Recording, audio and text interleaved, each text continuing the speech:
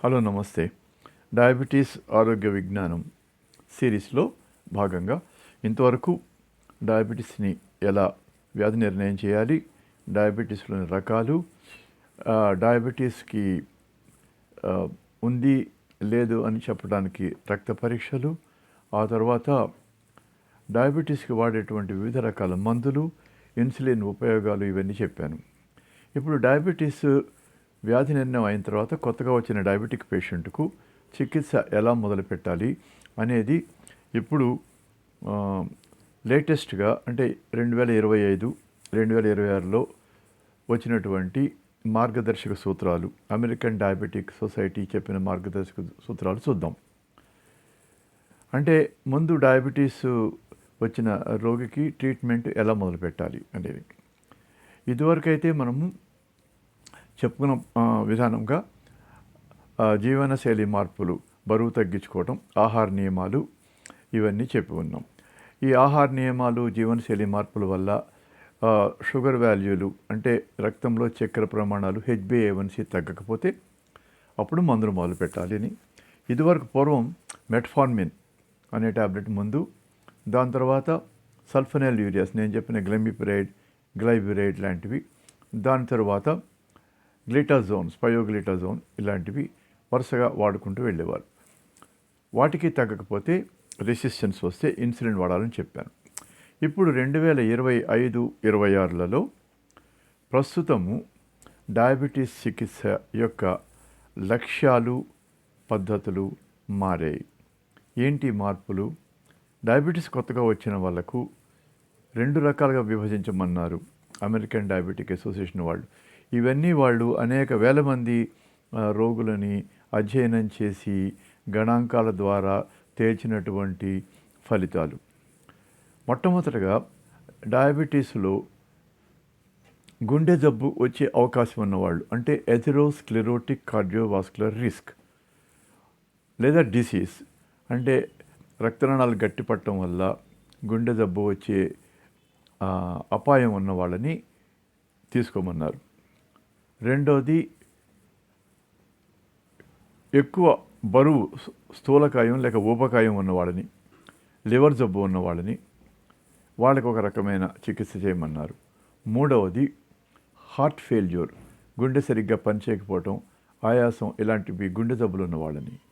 నాలుగవది కిడ్నీ సరిగ్గా పనిచేయని వాళ్ళు, మూత్రపిండాలు సరిగ్గా పనిచేయకపోయిన వాళ్ళని, మూత్రపిండాల రోగులకి ఒక రకమైన ట్రీట్మెంట్. అంటే గుండె జబ్బుల రోగులు, లివర్ జబ్బుల రోగులు, మూత్రపిండాల జబ్బుల రోగులు, ఊబకాయం ఉన్న వాళ్ళకి వివిధ రకాలుగా ట్రీట్మెంట్ చేయమని చెప్తున్నారు. మామూలుగా మనకి వచ్చే పేషెంట్స్ గుండె జబ్బు వస్తారని ఎలా మనం నిర్ణయించుకుంటామంటే, వాళ్ళకి ఊబకాయం, ఒబేసిటీ, నేను ఇదివరకు చెప్పిన BMI 25 కంటే ఎక్కువ ఉంటే అధిక బరువు, 30 కంటే ఎక్కువ ఉంటే ఊబకాయం, 40 కంటే ఎక్కువ ఉంటే చాలా ఎక్కువ ఊబకాయం అన్నమాట. ఇలాంటి వాళ్ళకి ప్రస్తుతం వచ్చిన కొత్త మందులు GLP-1 యాగనిస్టులు లేదా GLP-1 + GIP-1 రిసెప్టార్ యాగనిస్ట్ ఇంజెక్షన్స్ ఇవ్వమంటున్నారు. అంటే ఇవి మన దేశంలో ప్రస్తుతం చాలా ఖరీదైనవి, కానీ ప్రపంచమంతా ఇవి మొదలుపెట్టారు. ఈ GLP-1 యాగనిస్టులకి ఉదాహరణ మీకు చెప్పాను. సీమాగ్లూటైడ్, డ్యూలాగ్లూటైడ్. GLP-1 కంబైన్డ్ యాగనిస్టులు 2 రకాల రిసెప్టార్స్ మీద పనిచేసేటువంటిది టెర్జిపాటైడ్ అనేటువంటి మందు. ఇవి మొదలుపెట్టమన్నారు. ఈ ఇంజక్షన్లు ఇవ్వటం కుదరకపోతే మన భారతదేశంలో ప్రస్తుతం పేటెంట్ లాస్ తగ్గిపోవటం వల్ల SGLT2 ఇన్హిబిటార్స్, అంటే ఇవన్నీ కూడా గ్లిఫ్లోజిన్ అనే పేరుతో వస్తాయి. Dapagliflozin, empagliflozin, canagliflozin. వీటిలో ఏ మందైనా సరే గుండె జబ్బు నిరోధించగల శక్తి ఉన్నది గణాంకాల ద్వారా, అధ్యయనాల ద్వారా నిరూపించబడినవి వాడమన్నారు. అంటే మొట్టమొదటిసారిగా గుండె జబ్బు వచ్చే రిస్క్ ఉన్న వాళ్లకు, అంటే ఊబకాయం, అధిక బరువు అన్నమాట, సిగరెట్ తాగటం, అధిక రక్తపు పోటు, అధిక కొలెస్ట్రాల్. ఇది కాకుండా కుటుంబ చరిత్ర, కుటుంబంలో వీళ్ళందరికీ కొన్ని పాయింట్స్ వినియోగించి ఈ గుండె జబ్బులు ఉన్న వాళ్ళని తీసుకొని వాళ్ళకి కనుక షుగర్ వ్యాధి కనుక ఉంటే ఇంకా ఎక్కువ రిస్క్ ఉంటుంది కాబట్టి వాళ్ళకి మొట్టమొదట వాడవలసినవి జీవనశైలి మార్పులు, బరువు తగ్గటం కాకుండా బరువు తగ్గే మందులు ఈ GLP-1, సీమాగ్లూటైడ్, డ్యూలాగ్లూటైడ్, టెర్జిపాటైడ్ అనే ఇంజెక్షన్స్ వాడమంటున్నారు. వీటితో పాటు మెట్ఫార్మిన్ ట్యాబ్లెట్స్ కూడా వాడచ్చు. ఆ తర్వాత ఈ GLP-1 ట్యాబ్లెట్స్, సీమాగ్లూటైడ్ లాంటివి కూడా ట్యాబ్లెట్ రూపంలో వాడచ్చు. ఇదే రకంగా మూత్రపిండం జబ్బున్న వాళ్ళకు EGFR అంటే గ్లోమరులార్ ఫిల్ట్రేషన్ రేట్, మూత్రపిండము మూత్రాన్ని వడబోసేటువంటి ప్రమాణం EGFR అంటారు. దీన్ని క్రియాటినిన్ బేసిస్ మీద కొలుస్తారు.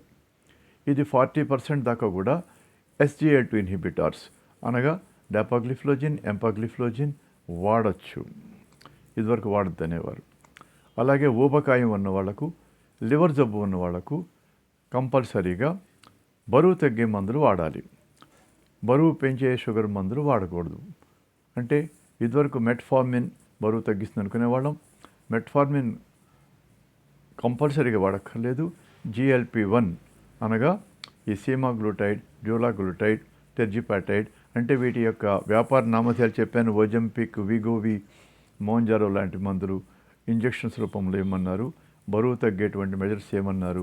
ఇంకా మరీ బరువు స్థూలకాయం 40 BMI కంటే ఎక్కువ ఉంటే బేరియాట్రిక్ సర్జరీ, ఆపరేషన్స్ చేసి అంటే జఠరాశయాన్ని కుట్టి లేకపోతే ప్రేగుల్లో బైపాస్ చేసి ఆహారం తక్కువగా అబ్జార్బ్ అయ్యేట్టుగా చేసేటువంటి ఆపరేషన్స్, వాటి వల్ల కూడా బరువు తగ్గించాలంటున్నారు. ఇది కొత్తగా వచ్చినటువంటి దృక్పథాలు. అంటే బరువు కంపల్సరీగా తగ్గించాలి. అలాగే లివర్ జబ్బు ఉన్న వాళ్ళకు కూడా GLP-1, GIP-1 అగనిస్ట్, సీమాగ్లూటైడ్, టెర్జిపాటైడ్ ఇలాంటి మందులు ఇస్తే బరువు తగ్గి వాళ్ళకి ఫ్యాటీ లివర్ అంటే లివర్లో కొవ్వు ఉండటం అనే పరిస్థితి తగ్గుతుంది. కంపల్సరీగా ఓవర్ వెయిట్ ఉన్న వాళ్ళందరికీ, షుగర్ ఉన్న వాళ్ళందరికీ ఈ సీమాగ్లూటైడ్,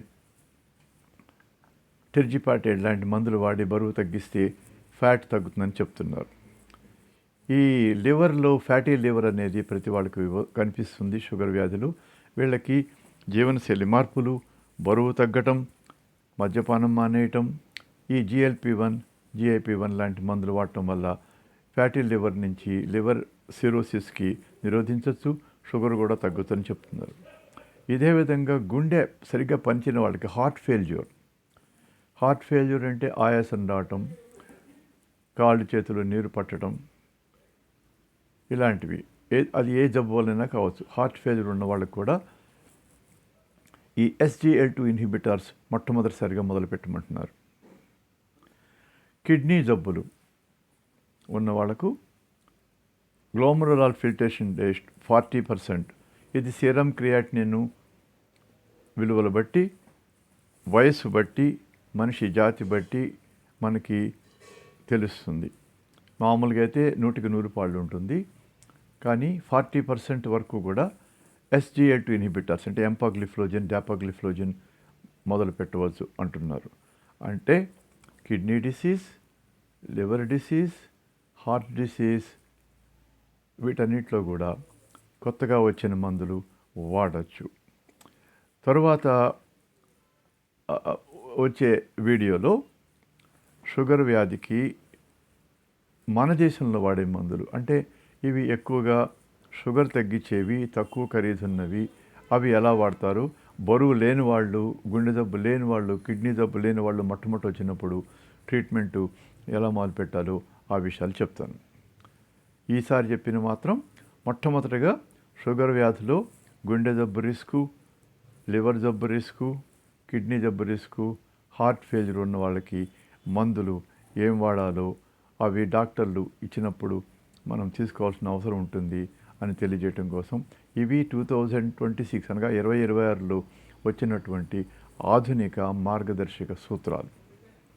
నమస్తే.